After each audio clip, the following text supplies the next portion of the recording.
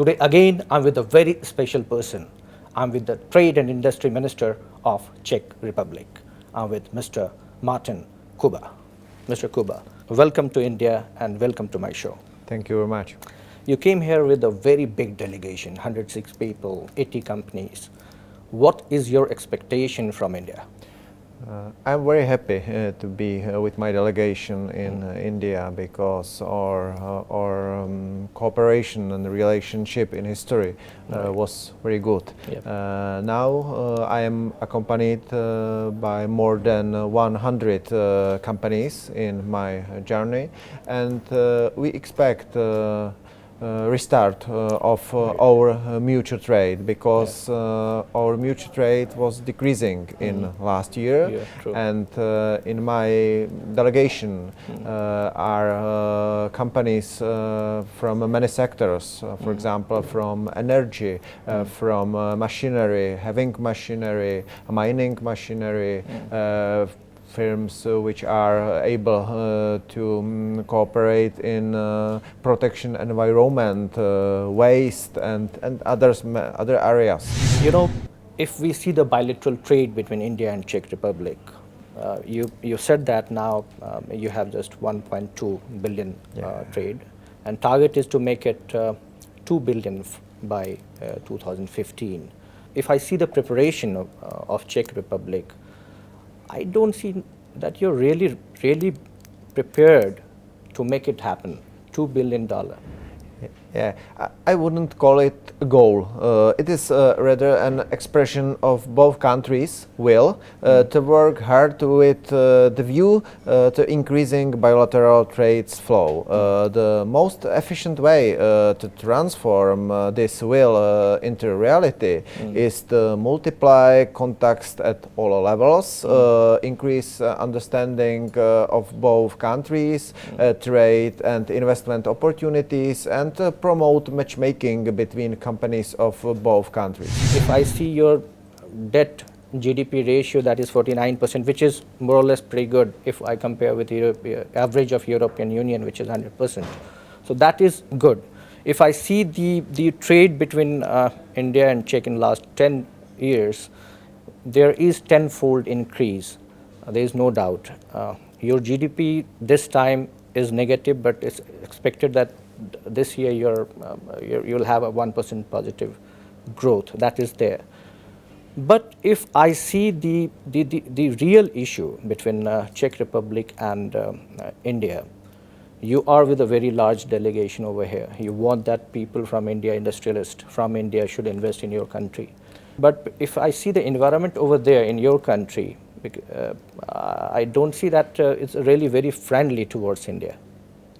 Yes, first of all, let me underline that the Czech Republic is a very open economy. The authorities have made tremendous effort to improve business environment in the Czech Republic. In doing so, we don't distinguish between domestic and foreign companies. Okay. Foreign investors from all of the world are welcome, including those from India. There are many big Indian companies doing their business in the Czech Republic, including Ashok Leyland, Infosys, right. Glenmark and Metal Axeler. Yes. And I must say that Czech economy, we are very small and open economy. Our ratio export to GDP is more than 80%. And 75%, I guess. Yes.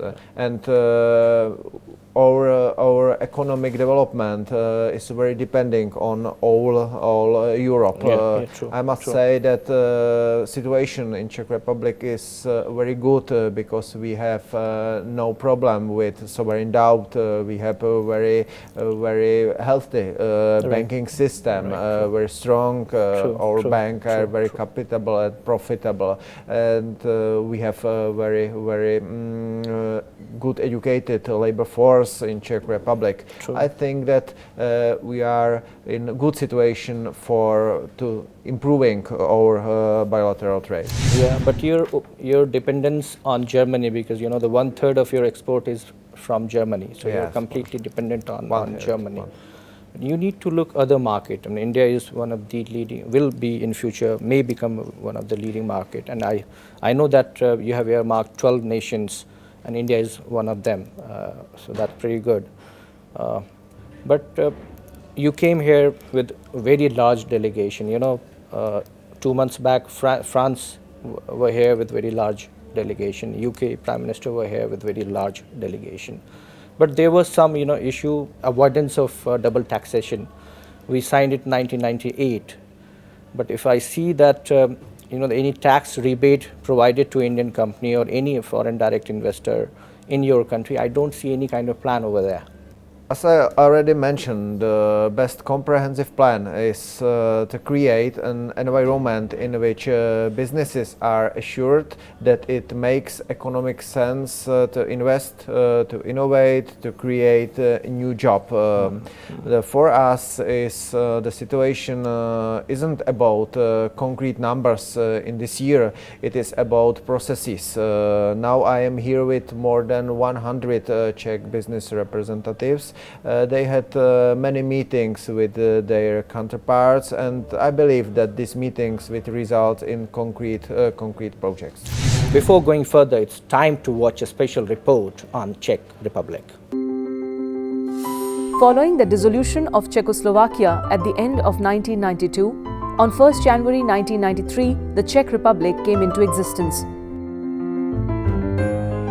The Czech Republic is a landlocked country in Central Europe. The country is bordered by Germany to the west, Austria to the south, Slovakia to the east, and Poland to the north. Its capital and largest city, with 1.3 million inhabitants, is Prague.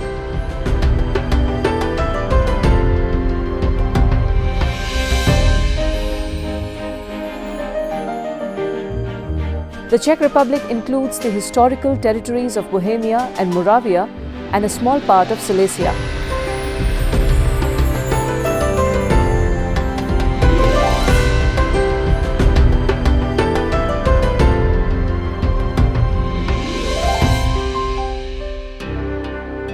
The Czech Republic is ranked as the third most peaceful country in Europe. The Czech Republic is a member of the European Union, NATO, the OECD, the OSCE, the Council of Europe,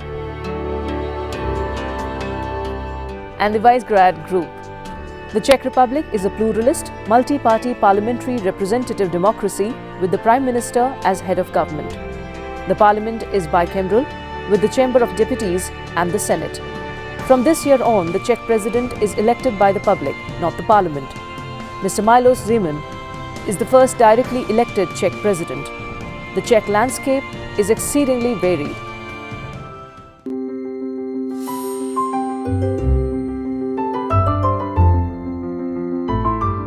Bohemia to the west consists of a basin drained by the Elbe and the Vltava rivers, surrounded by mostly low mountains such as the Krakensee ranges of the Sudetes.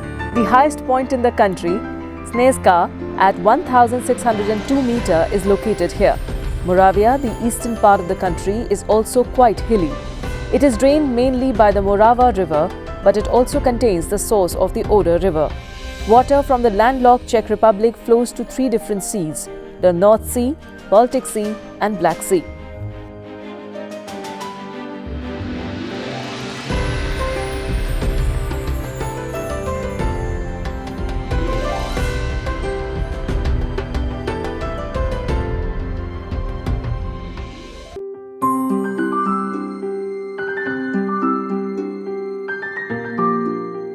According to the Worldwide Fund for Nature, the territory of the Czech Republic can be subdivided into 4 ecoregions: the Central European Mixed Forests, Pannonian Mixed Forests, Western European Broadleaf Forests, and Carpathian Montane Conifer Forests. The Czech Republic possesses a developed, high-income economy with a GDP per capita of 80% of the European Union average.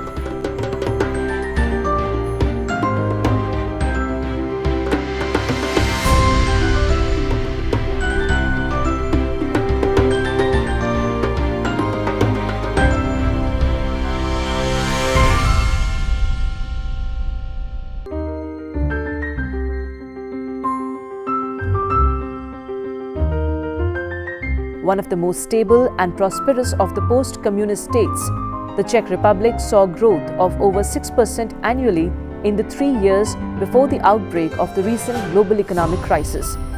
Growth has been led by exports to the European Union, especially Germany, and foreign investment, while domestic demand is reviving.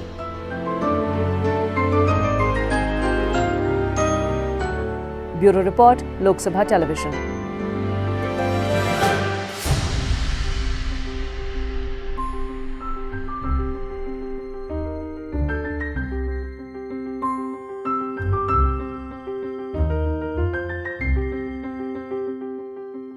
The first address to the nation from your president, Mr. Yemen, he missed lots of things. And the major thing which we were thinking that he will definitely talk, that will be the foreign relation. But he talked nothing about that. I would say this is a question for President Zeman. It was his inauguration address, and as far as I know, President Zeman, he is well aware of the external dimension of his presidency. Okay, you know, Czech Republic right now in a mode where you're fighting with your economy, and everybody hope that Czech will do good in next 2-3 years. Your president is not very media friendly. He criticizes media a lot. Why? I have already mentioned I would refrain from any detailed comment on President's inauguration address, but I know that President Zeman has full respect for the role of media in open democracy. It is my comment for this. Okay, it's time to go for a very short break. Please stay tuned. What you think that needed to be done to get more bilateral trade between India and Czech? We must prepare at governmental level framework for good cooperation between our businessmen and between specialists in Czech Republic. I don't see any concrete plan how to get investment from India to your country. We have a system of investment incentive, for example, tax holiday. Your comment on the way Indian economy is growing. I must say that India emerged as a major player in innovation, and I think that faster system of innovation, faster track from research to market will be very important in future.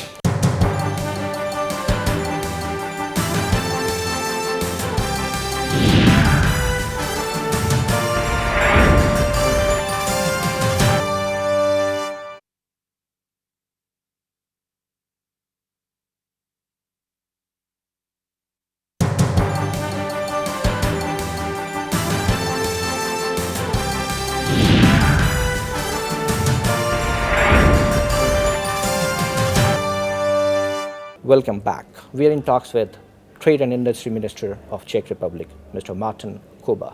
Mr. Cuba, you know, if I see the student exchange program as such, Yes. right now only 150 students are there getting some kind of education in Czech Republic. Do you have any plan that there should be more student exchange between India and Czech Republic? Any future increase in student exchanges will depend on their interest and availability and appropriate academic capacity to accommodate this interest. To make it short, I am in favor, but I would refrain from any comments to any concrete figures. You are here with a delegation. Please tell me something more about this delegation, number one. Number two, what is your plan? For example, you have set a target of $2 billion of bilateral trade between India and Czech. Earlier in 2011, the target was set as $3 billion. But this time target is low, $2 billion. I completely understand there is issue between in the European Union and the problem in Europe. What you think that needed to be done to get more bilateral trade between India and Czech? For Czech Republic is export very important part of our economy, We in last year adapt a new export strategy and prepare priority cooperation with 12 countries and with India. For us, it's very important to find areas for cooperation, for example, as energy, because your industry is growing and your consumption of electricity is growing too. And Czech Republic are possible to build new power plant in India, cooperate with mining and supply mining industry. We are able to cooperate in preparing of renewable sources in your economy. Your textile industry is growing too. We have good experience in machinery for textile industry. We must prepare at governmental level framework for good cooperation between our businessmen and between specialists in Czech Republic and India, and prepare concrete project and realize it. We are prepared to financing for this project because we have financial tools for this. For example, Czech Export Bank and Export Guarantee and Insurance Company. Good. I need to understand on taxation, double taxation avoidance agreement happened, as I told you, way back in 1998. Right now, what exactly is needed? Your country need some kind of investment because your entire economy is very much dependent on export. If I see the GDP ratio, and then 75% of GDP is coming from export only. But in this delegation also, again, I'm sorry to ask you this, I don't see any concrete plan how to get investment from India to your country. Is there any taxation rebate for the new investors? I think that Czech Republic is most of interesting areas in Europe for investigation. Because in Czech Republic we have stable situation for investment. We have very good educated people. We have very good workforce on the market, and we have a system of investment incentives. We have a system of investment incentive. For example, tax holiday. But we don't distinguish between domestic and foreign companies. Foreign investors from all over the world are welcome in Czech economy. We don't prepare concrete zone, for example, be it Germany, Japan, India. We create a good environment for every invest in Czech Republic. On lighter side, can you please tell me, you have lots of tourists coming from India to Czech Republic. Can you tell me a few new destinations for potential Indian tourists to go there in Czech Republic? The Czech Republic is a very nice country with very nice history. Prague is a nice city with a historical spirit, with Prague Castle, and we have a lot of towns with nice history. For example, Český Krumlov, Hluboká, Prague. We have in Czech Republic a lot of nice place where is a strong history, interesting history, and very nice příroda, very nice nature. Yeah. If I ask you name of some town which you can tell us, so that our tourists from India should go there. From foreign tourists, from India, I think that is very interesting place, Prague, and there. Karlovy Vary. Karlovy Vary is a very nice destination with Prague and Karlovy Vary. Karlovy Vary is very nice destination with spa industry, very fine for healthy weakness. Your comment on the way Indian economy is growing? I must say that your economy have a huge potential. You must facing the challenges of world economy. You must maintain and prepare new jobs for your people and prepare a good innovation process. When I discuss this with your ministry, I must say that India emerge as a major player in innovation, and I think that faster system of innovation, faster track from research to market will be very important in future. Sure. To maintain this innovation system, creation of new job, good energy mix and strong industry in your country, it is good way to your good future. Mr. Minister, it was really nice talking to you. Thank you very much. In our next episode, we will again come back with a special person. Keep watching Lok Sabha television.